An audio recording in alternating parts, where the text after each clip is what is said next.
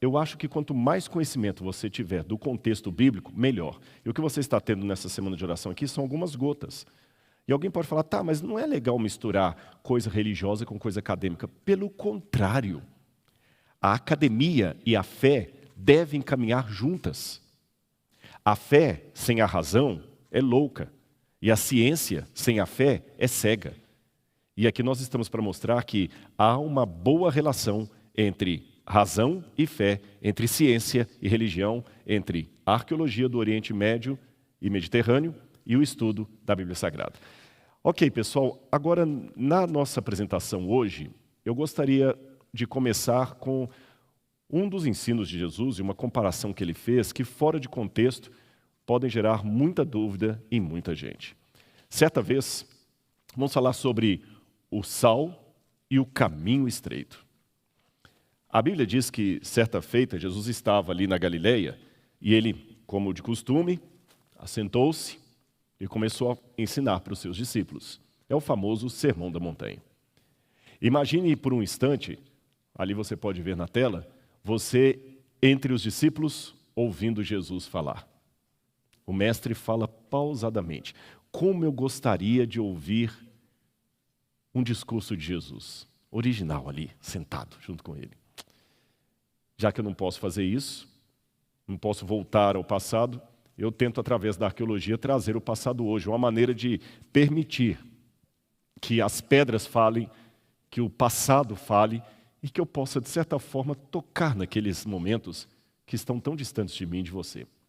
Eu quero ler com você uma das passagens desse ensino de Jesus, ali no sermão de Mateus, onde ele conclama os discípulos a serem luz e sal.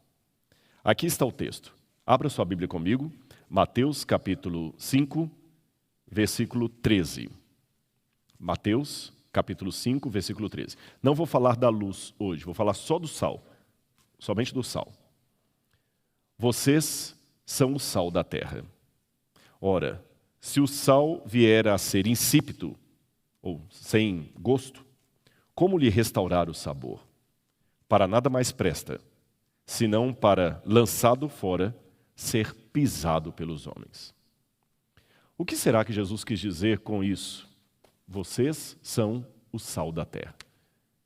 Vocês estão percebendo a importância da arqueologia para você entender até algumas expressões idiomáticas da Bíblia, alguns ensinos, algumas ilustrações?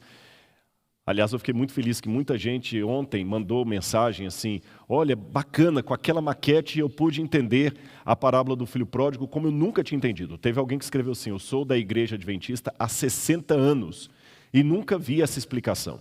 Olha o que uma maquete bem feita, com um contexto arqueológico, ajuda a ilustrar a Bíblia Sagrada. Então, um dos motivos pelos quais o Museu de Arqueologia Bíblica está aqui. Ah, você não sabia? Você está pegando o sermão hoje pela primeira vez? Eu falei nos outros dias, assista os outros sermões. Nós temos aqui um museu de arqueologia bíblica com mais de 2.000 peças. Nós estamos agora no esforço conjunto, eu conto com o seu apoio, para erguer o prédio que vai conter essas peças, que vai ter essa exposição permanente. E muitas coisas que nós estamos fazendo aqui é mostrar como a arqueologia torna a Bíblia tridimensional. Dá para você entender a Bíblia dentro do seu contexto. E é mais um exercício que vamos fazer hoje para entender essa comparação de Jesus tão estranha. Vocês são o sal da terra. Imagina se eu chegar para os meus alunos e falar assim, olha, você é o sal da terra. Nós fazemos muitas comparações no nosso idioma, na nossa cultura, que podem não fazer sentido nenhum em outros idiomas. Às vezes a menina chama o rapaz de gato, que depois vira um cachorro. Você viu o cachorro do gato do meu namorado que estava com uma piriguete? Nós também usamos comparação. Nós fazemos comparação o tempo todo. Naquele tempo também eles faziam. E o que Jesus quis dizer com essa comparação? Vocês são o sal da terra. Se o sal perder o sabor dele, ele não presta para mais nada, senão ser lançado. Aliás, ele vai mais além. Ele não fala só se o sal perder. Se ele se tornar insípido, não tem como restaurar o sabor dele. Jesus está falando de algo assim, terminantemente concretizado. Não tem mais o que fazer. O sal perdeu o seu sabor, vai ser jogado fora. E se vocês também perderem a qualidade de vocês vão ser lançados fora e pisados pelos homens, não prestam para mais nada. O que Jesus quis dizer com tudo isso? Qual o sentido dessas palavras? Bom, eu sei que eu poderia fazer do meu sermão aqui aquela velha aplicação que você certamente já ouviu falar, se não a maioria de vocês, sobre o sal ser tão importante na época do Império Romano que os soldados recebiam uma parte do seu pagamento em pedaços de sal. Você já viu isso aí? Porque o soldado, quando ia para a guerra, ele usava o sal para poder guardar a carne, era a geladeira dele, era o frigobar dele ali. Ele usava o sal para guardar muita coisa, então o sal era uma moeda de troca. Tanto é que a palavra salário, salarium, significa em latim porção de sal dada a alguém, pedras de sal dadas a alguém. Talvez esse comentário você já ouviu falar, ele não é muita novidade. Mas eu gostaria de deixar um pouquinho o Império Romano de lado e, para entender o sentido das palavras de Jesus, voltar um pouco no tempo. Aliás, voltar muito no tempo. Vou voltar por volta de 3.000 anos antes de Cristo, no período ali das primeiras dinastias egípcias, para entender um pouquinho a história e a trajetória do sal. Preste atenção. Aqui você tem no quadro uma fotografia da tumba de Amenemhat. Amenemhat foi um alto oficial do faraó, e Amenemhat tinha na tumba dele esse desenho aí. Como o desenho está bem apagado, eu fiz uma reprodução dele embaixo, onde você vê um homem salgando um peixe, ele abre o peixe, tira as entranhas e salga o peixe, depois entregando para outro homem que vai levá-lo para o mercado. Na próxima imagem, eu tenho outra cena de outra tumba egípcia, onde os egípcios estão salgando, curtindo a pele, salgando o peixe, também para venderem no mercado. Deixa-me explicar para vocês.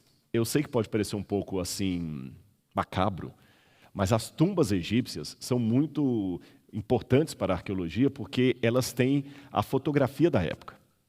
Quem pintou aquelas tumbas egípcias, eu visitei várias em Beni Hassam, no programa Evidências, tem uma série que eu fiz no Egito, um dos programas eu gravei dentro das tumbas, explicando ali o desenho.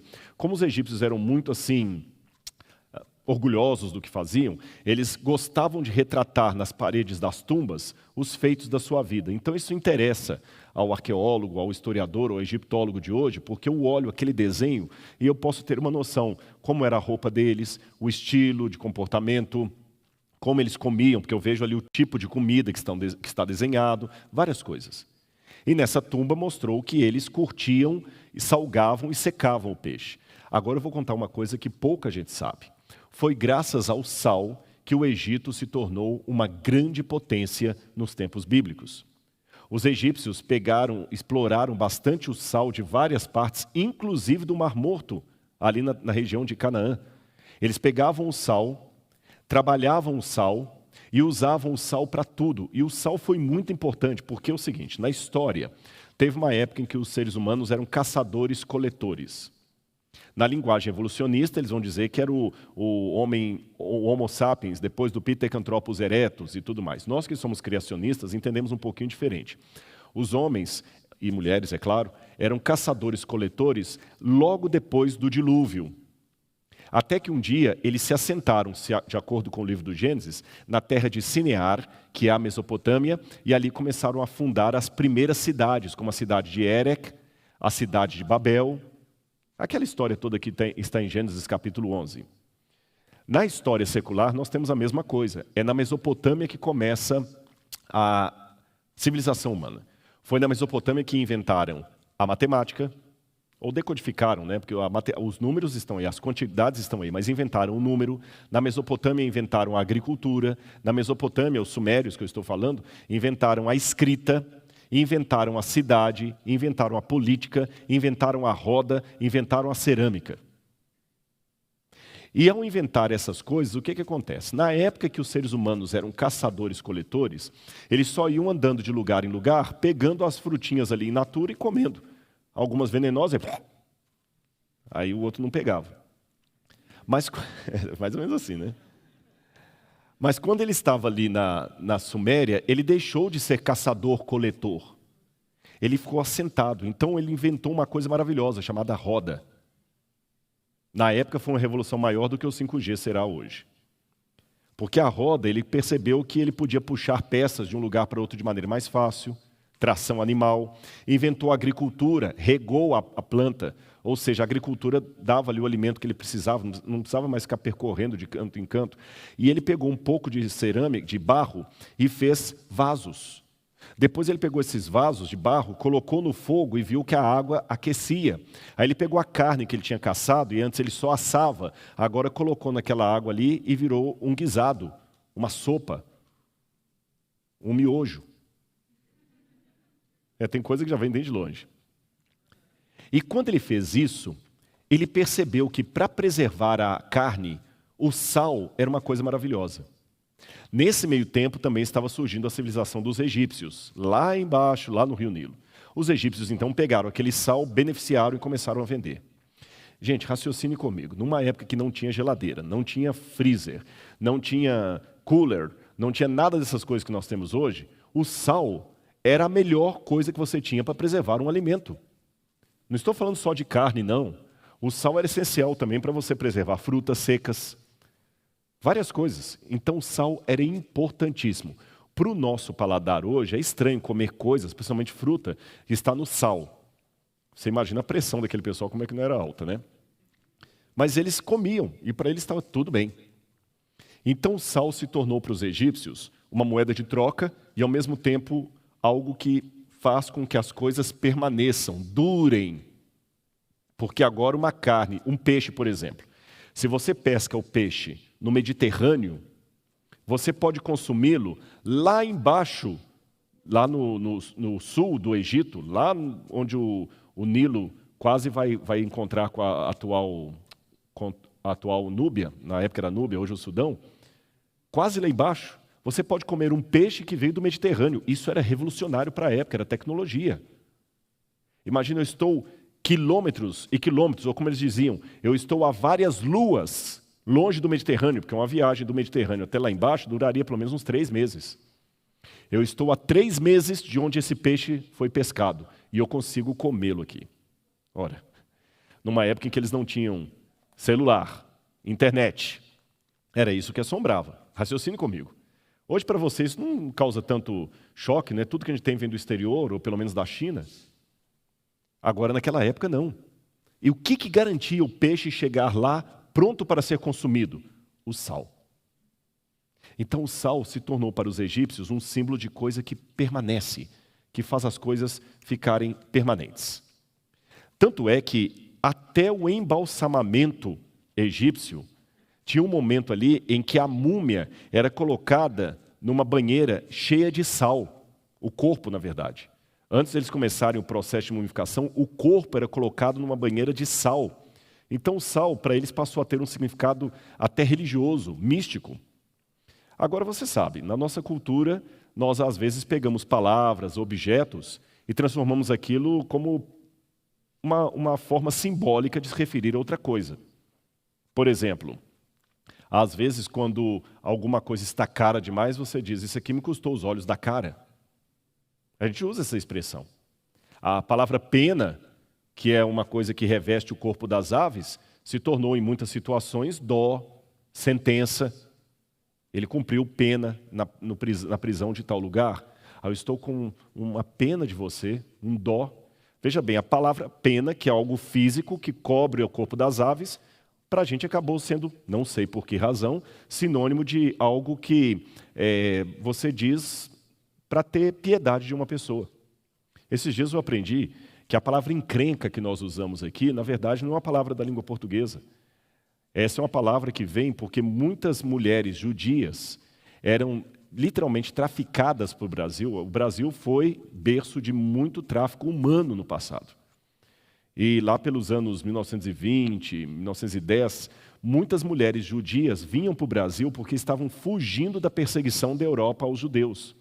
E muitas eram aliciadas, outras sequestradas, vinham para o Brasil e, como acontece com muitas mulheres que são sequestradas em tráfico humano, se tornavam prostitutas. Muitas delas eram até apelidadas de polacas, mesmo que não viessem da Polônia, de uma maneira muito desumana. E elas falavam muito o idioma Yiddish, que é uma mistura do hebraico com o alemão, que os judeus da Alemanha falavam. Então, quando aparecia um homem, um cliente ali, com doença venérea, uma das técnicas que elas tinham era de falar com com a outra, assim, olha, esse aqui está doente. Aí surgiu a palavra encrenca. Einkret, se eu não me engano, em Yiddish. Einkret. Aí o pessoal foi aportuguesando, virou a palavra encrenca. Vocês estão vendo como é que as palavras têm uma história? Isso também aconteceu no passado. O sal, por causa de tudo isso que eu falei com vocês, ficou com o sinônimo de algo firme. Olha como é que escreve isso em egípcio. Deixa eu dar uma aula de egípcio para vocês de 30 segundos.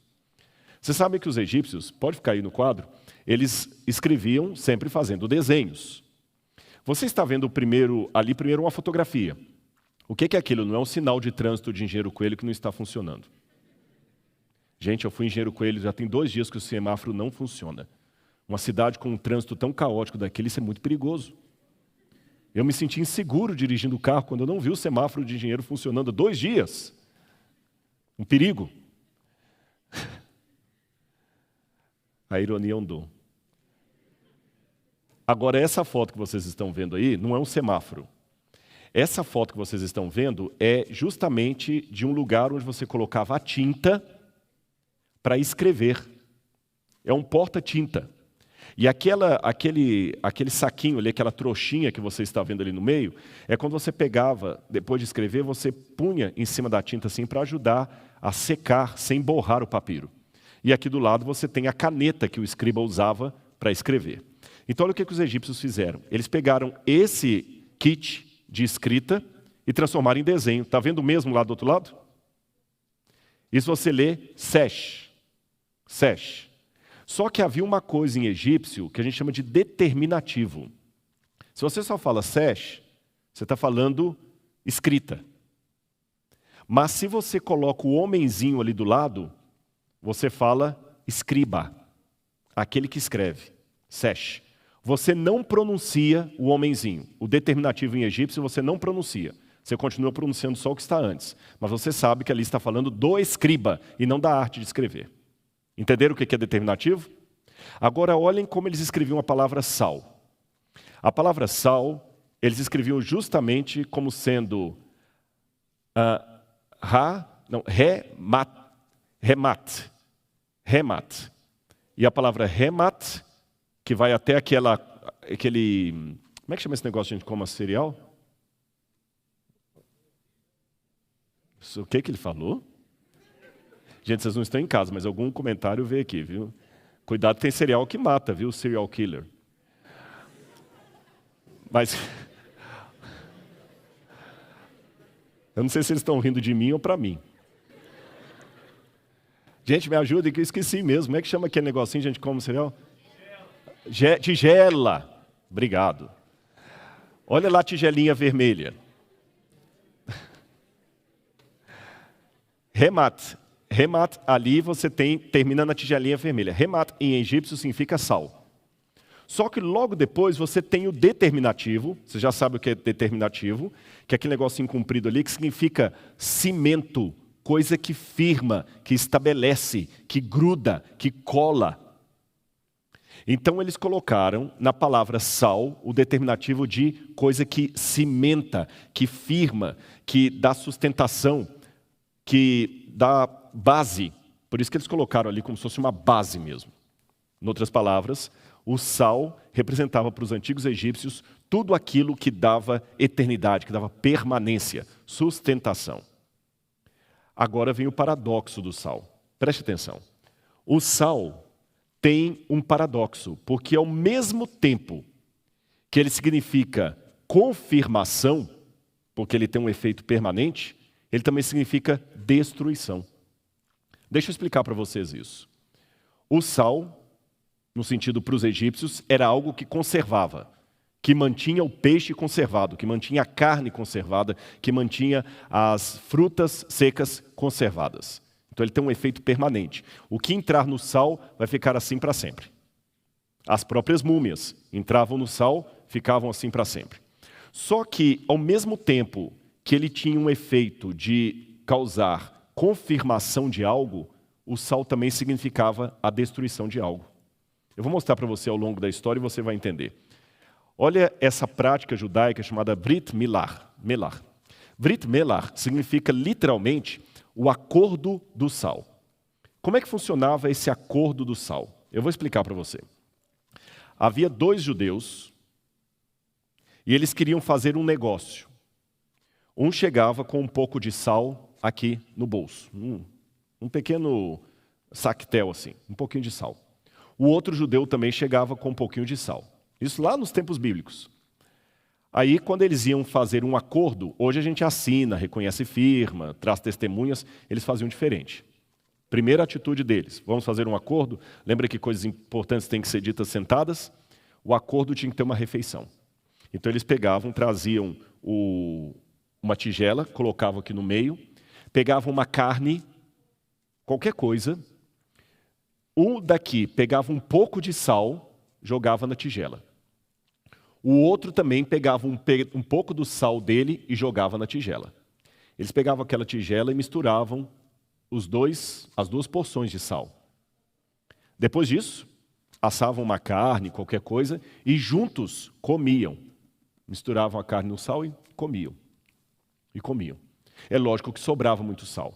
Aquele sal que sobrava, eles dividiam a metade, um colocava dentro do sactel que ele estava levando, o outro colocava dentro do sactel que ele estava levando. Assim o acordo estava firmado. Agora veja o sentido disso. Uma vez que eu coloquei um pouco do meu sal no prato, o outro também colocou um pouco do sal dele no prato, e o sal misturou, e nós fizemos uma refeição juntos. Depois que a refeição acaba, o sal continua misturado. O que quer dizer isso? Assim como é difícil separar o meu sal do seu sal, assim também será impossível separar eu de você com relação ao acordo que nós fizemos. Nós somos tão unidos agora quanto o sal que nós carregamos. Interessante isso, né? Mas não vai por aí. Esse é o chamado Brit Milach, o acordo do sal. Na Bíblia, várias vezes Deus usou essa expressão. Olha o que está em Levítico, capítulo 2, versículo 13. Olha aí na sua casa, você vai ver. Deus deu a seguinte orientação. Pode colocar na tela. Temperem com sal todas as suas ofertas de cereal. Não excluam de suas ofertas de cereal o sal da aliança do seu Deus. Acrescentem sal a todas as ofertas. Levítico 2, verso 13. Quando Deus diz acrescentem sal a todas as ofertas, não é porque Deus fala assim, para ficar mais gostosinho. Não é isso. É porque, diferente de nós, as pessoas do Antigo Oriente Próximo, eles tinham um valor muito grande ao simbolismo. Isso é até hoje seguido por judeus, por exemplo, já que eu estou falando tanto deles. Por exemplo, quando você vai para Israel, você nota que os judeus de lá, não só os judeus, também os árabes, o palestino, as pessoas que moram ali, eles têm uma maneira muito emblemática de demonstrar sentimentos e acordos. Vou dar um exemplo para você. O ocidental tende a ser muito barraqueiro, né? Quando ele quer brigar, aqui! Se está de sandália havaiana, vamos para um canto, outro para o outro. No Oriente, não. Você traiu minha confiança, eu pego a minha camisa e rasgo na frente de pessoas. Não falo nada. Eu só rasgo a minha camisa. Eu já estou dizendo com isso que a nossa relação está cortada. Olha como um judeu trata, por exemplo, o assunto do luto. Quando morre alguém da família, durante, acho que 7 dias, os enlutados também rasgam a roupa, não tomam banho, cobrem todos os móveis da casa, não sentam em sofá, não comem nada quente, chora, desgrenha o cabelo. Ele sofre, ele está mostrando que ele está realmente de luto.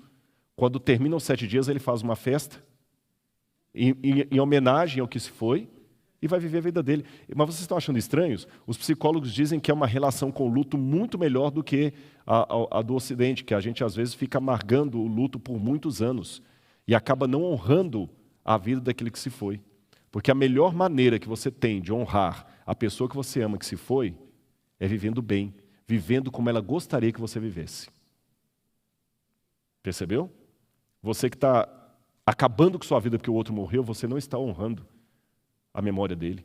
Justamente porque ele se foi e era uma pessoa muito importante, você tem que ser agora 2 vezes melhor do que você era quando ele estava vivo. Principalmente você que acredita na ressurreição da carne, porque você quer reencontrá-lo.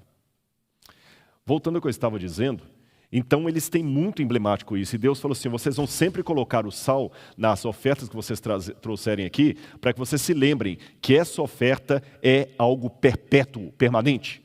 Vamos ao Novo Testamento. Olha mais uma passagem que eu quero mostrar para vocês. Colossenses capítulo 4, verso 6. Olha Paulo falando.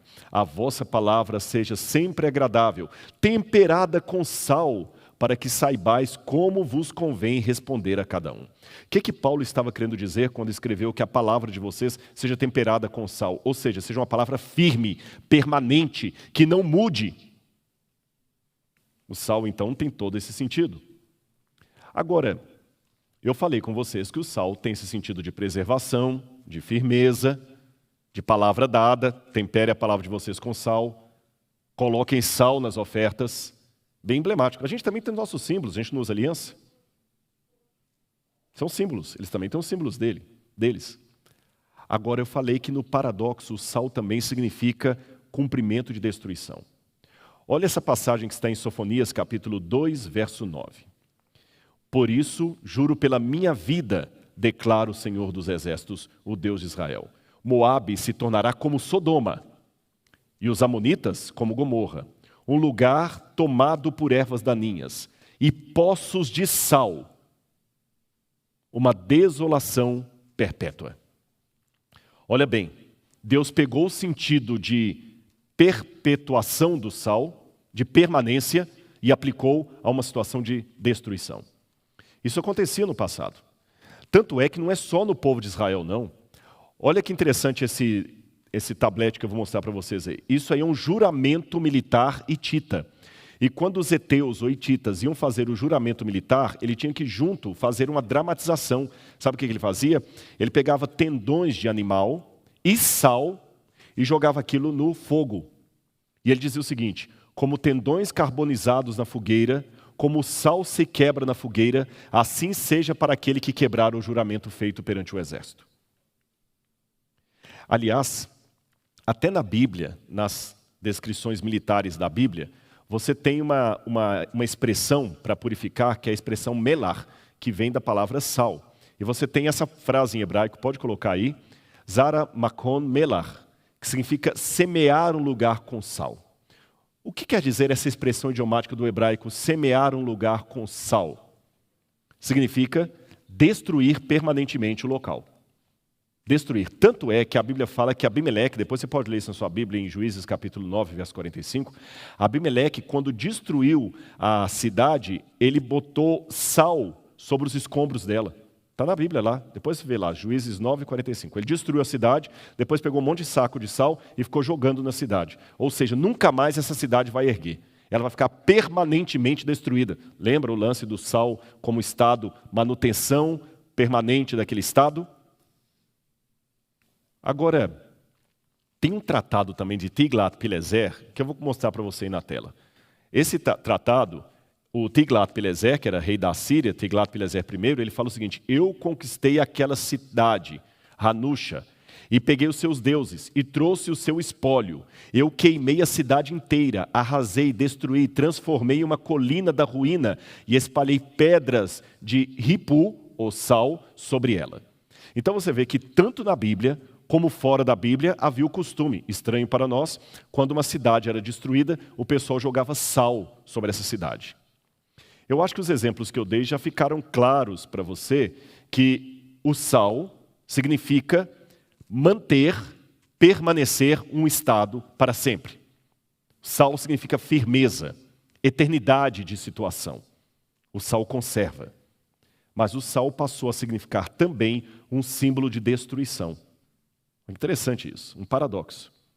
Ao mesmo tempo que ele mostra a permanência da virtude, da palavra, do caráter, ele também mostra o efeito permanente de uma destruição. Ou seja, eu semeio o sal na cidade para que ela nunca mais volte a ser o que era. Agora, veja atenção, preste atenção nesse desenho que eu vou mostrar para vocês aí. Aí é uma planta da cidade de Jerusalém como ela seria no passado. A parte de cima é o templo. Uma piscina que você vê logo à base aqui é a piscina de Siloé. E quando você saía da piscina de Siloé purificado para ir até o santuário, você tomava o caminho dos peregrinos. Esse caminho, apesar de ser chamado de caminho herodiano, foi construído por Pôncio Pilatos. Jesus, com certeza, conheceu esse caminho, tomou esse caminho várias vezes. Jesus foi ao templo. Mas é interessante que quando você terminava o caminho, que estava já para subir ao templo, mesmo ali, acontecia uma coisa interessante. Deixa eu explicar para você. Olhem essa cena aí que eu vou mostrar. Imagine você chegando ali no templo. Esse chão é todo feito de calcário. Quando eu estou em Israel, geralmente em época de inverno, Jerusalém é o seguinte, Jerusalém não neva igual nos Estados Unidos, que fica dias e dias nevando. Tá bom? A neve ali, ela cai 2, 3 dias e vai embora. A temperatura não fica tanto tempo assim, mas quando cai, dá vários inches de neve. Às vezes a neve fica de uma altura assim. Esse piso que você viu na ilustração que eu acabei de mostrar é de calcário, a maior parte é calcário. Gente, quando cai neve ali, aquilo escorrega como sabão. É muito perigoso. Eu aprendi por experiência própria. Foi por experiência própria. Como é que aquilo ali escorrega, como dizem os gaúchos, como bagre ensaboado, tchê. Tá, mas eu tenho que falar, não sou boca aberta. Aquilo ali, ó, de novo, como bagre ensaboado, olha a comparação, escorrega demais. Agora, você que já morou nos Estados Unidos ou na Europa, ou conhece algum país que tem neve, você sabe o que é que eles fazem para derreter a neve quando ela está muito alta e até corre perigo para os carros? O que eles fazem? Jogam sal na estrada. Pois essa prática não foi inventada pelos americanos, nem pelos europeus, ela já era usada no tempo de Jesus. Funcionava mais ou menos assim. Lembra que o sal era muito valioso, eu já contei isso para vocês. Ele era moeda de troca, era o dinheiro, o salário. Todo mundo gostava do sal, apreciava o sal, era caro o sal. O sal era uma preciosidade, todo mundo falava bem do sal. Mas se o sal estragasse por qualquer razão, isso acontecia.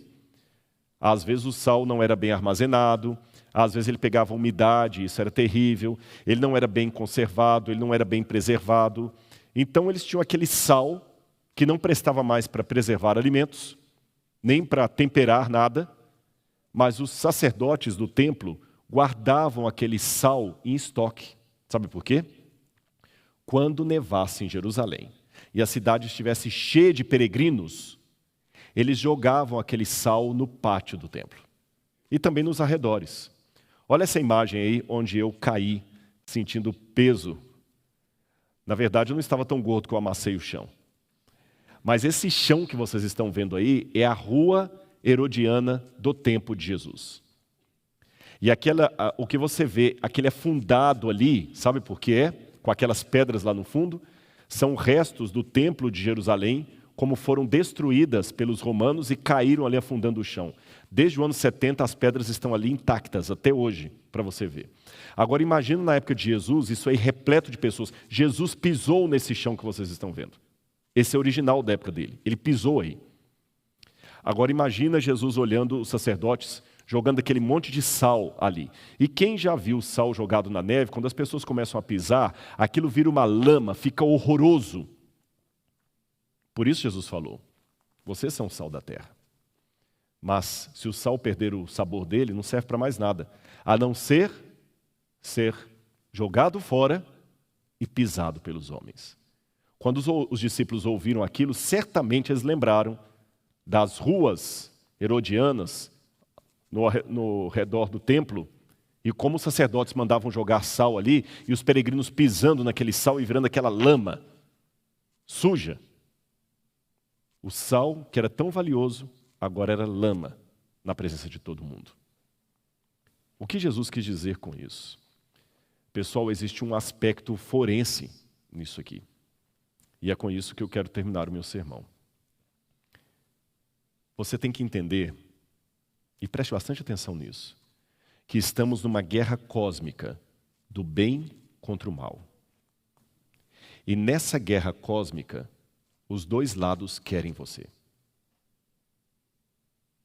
Ou seja, não há trégua. Quando você fala o seguinte, entre Deus e o diabo eu estou neutro, ou o velho ditado, eu acendo uma vela para Deus, outra para Satanás, isso não existe na prática. Porque querer colocar-se neutro já é colocar-se em oposição a Deus. E vou contar uma coisa que vai surpreender muitos de vocês. Sabe por que o planeta Terra não é destruído? Por causa do povo de Deus. Alguém talvez falar, não, Rodrigo, por favor, o que impediu a destruição do planeta Terra foi o sangue de Cristo derramado na cruz do Calvário. Sim e não. Eu explico você. Jesus na cruz do Calvário, ele não morreu para salvar a Terra. Ele morreu para salvar a humanidade. Mas se não houver seres humanos salvos, para que a Terra? Para que uma piada se não houver ninguém para rir dela?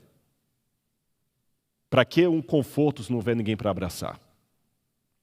Então o fato de Deus ter um povo nesse mundo é o que impede Satanás de ter hegemonia aqui.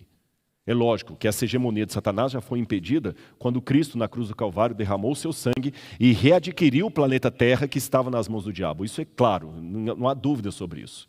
O planeta Terra hoje pertence a Jesus. Mas o planeta Terra não tem interesse se não houver seres humanos aqui. Aliás, foi vontade do Criador expressa no livro de Isaías. Eu não criei a Terra para ser um caos, mas para ser habitada. Ou seja, assim como a nova Terra não tem graça se Jesus não estiver ali, ele me responde dizendo, Rodrigo, a nova Terra também não tem graça se os meus filhos não estiverem ali. Alguém me perguntou esses dias, se Deus ouve a todo mundo e é onisciente, para que ele pede que nós oremos uns pelos outros? Novamente, por uma questão forênsica. Imagine um rapaz que está lá no meio da Cracolândia, usando drogas, se acabando, e o diabo vai dar conta da vida dele naquele dia. Mas aí vem um anjo de Deus e não permite. No jogo jurídico, o diabo fala, não, ele não orou, você não tem o direito de vir socorrê-lo, ele não pediu ajuda. Mas aí o anjo pode responder, ele não pediu, mas tem uma mãe ajoelhada por ele nesse momento, e eu vim atendendo a oração dela. Isso fora o fato de que orar pelo outro ajuda a mim. Ou seja, eu sou, depois do sangue do Cordeiro, é claro, que é Cristo que compra a terra de volta, mas uma vez que a terra pertence a Cristo, eu hoje, sem nenhuma arrogância, mas apenas lançando mão de um privilégio que o sangue do Cordeiro me dá, eu sou o motivo que Deus tem para dizer, Satanás, esse mundo não é seu. Ele tentou várias vezes no passado arvorar para ele a conquista do mundo, e Deus falou, não é não, já viu meu servo Jó? Agora, se você é o sal da terra, isso significa que Deus usa você e sua vida para preservar essa terra. Sabe por quê? Mesmo o mundo tendo sido comprado pelo sangue de Jesus, ele não voltou ainda para estabelecer o reino. O mundo ainda jaz no maligno. Crianças morrem, guerras acontecem, destruição. Se não fossem as orações e o remanescente, o mundo já teria sido destruído há muito tempo. O mundo não foi destruído porque há pessoas que ainda intercedem a Deus em oração. Aspiram à volta de Jesus. Amam a Deus. São esses os verdadeiros sais do mundo, o sal do mundo. Porque impedem a destruição e garantem o cumprimento da promessa de Deus que Ele mesmo assinou com seu sangue. Prestou atenção? Agora, como eu falei, nesse conflito, os dois lados querem você e não há como você ficar neutro. O que você escolhe? Você nasceu para ser luz, para brilhar junto às estrelas. Você é o sal da terra. Aquilo que Deus coloca aqui como símbolo da permanência de sua palavra. Não perca o seu sabor. Não seja pisado pelos homens. Não permita que o diabo pise em você. Deixe Cristo ser o primeiro e seja o sal da terra. Em nome de Jesus. Não deixe o diabo tirar de você aquilo que Deus lhe deu. Você é o sal da terra.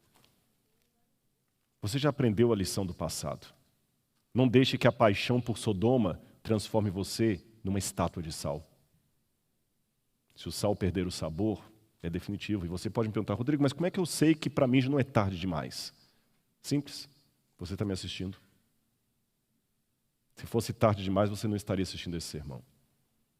Então, em nome de Jesus, coloque Cristo agora como primeiro no coração da sua vida, no trono do seu coração. E é por isso que eu quero convidar você a orar comigo nesse momento, para que Ele nos faça sal, e nada menos do que sal desse mundo.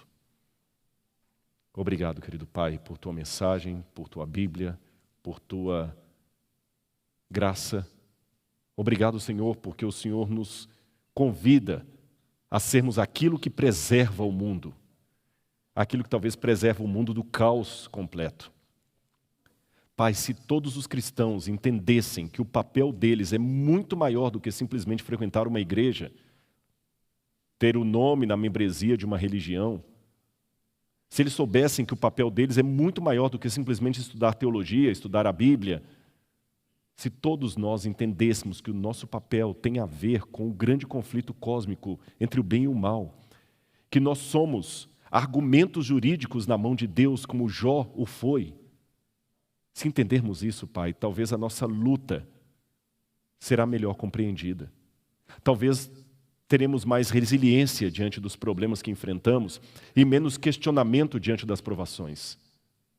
Saberemos finalmente que a nossa batalha não é contra carne nem sangue, mas contra principados e potestades nas regiões celestes.